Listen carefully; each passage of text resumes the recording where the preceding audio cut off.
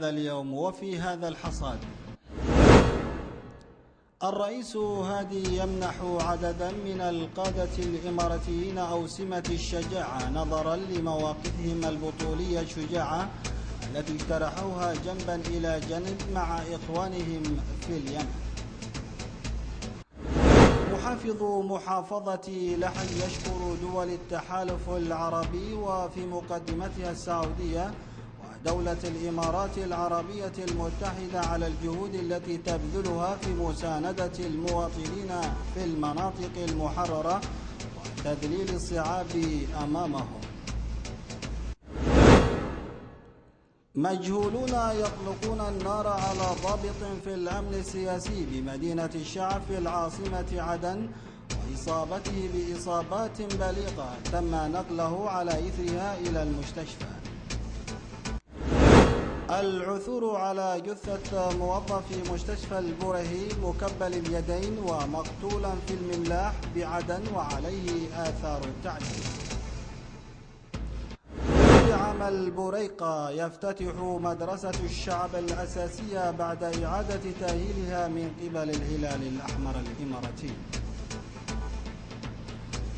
وإلى الأخبار في الشمال، وسطة قبلية لاستسلام اللواء 63 حرس جمهوري وقيادة المعسكر تتجاوب بعد سيطرة المقاومة والجيش الشرعي على معسكر اللواء 312. ميليشيات الحوثي تعتدي على امرأة بالضرب في بيتها بعد اقتحامه ونهبه بالكامل. مجهولون يعتدون على الصحفي نايف حسان رئيس تحرير صحيفة الشارع في شارع الزراعة بصنعاء.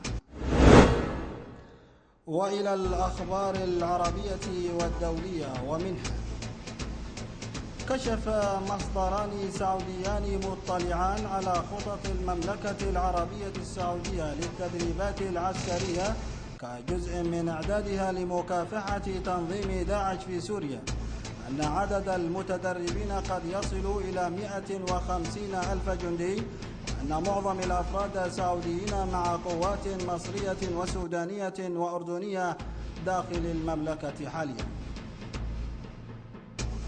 الأخبار الاقتصادية، أظهرت بيانات رسمية نشرت الجمعة أن النمو في القطاع الخدمات والبناء دفع معدل البطالة في المغرب تراجع إلى 9.7% العام الماضي من أصل 9.9% في العام 2014. ارتفع سعر الذهب لأعلى مستوى له في 3 أشهر عقب تعاملات متقلبة بعد تقرير متباين شأن الوظائف الأمريكية دفع المستثمرين لإعادة تقديم التوقعات رفع الفائدة الأمريكية هذا العام، يتجه الذهب لتحقيق أكبر مكسب أسبوعي في أكثر من عام.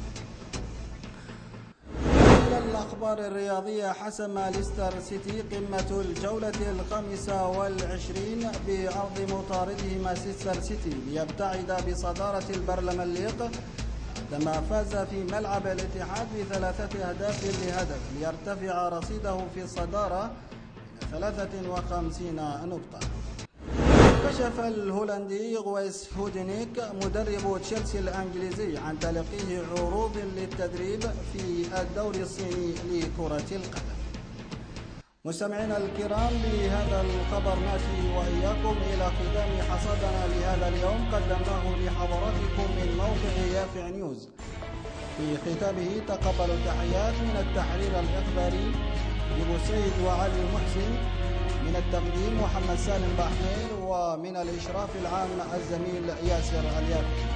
دمتم ودام الوطن بألف خير.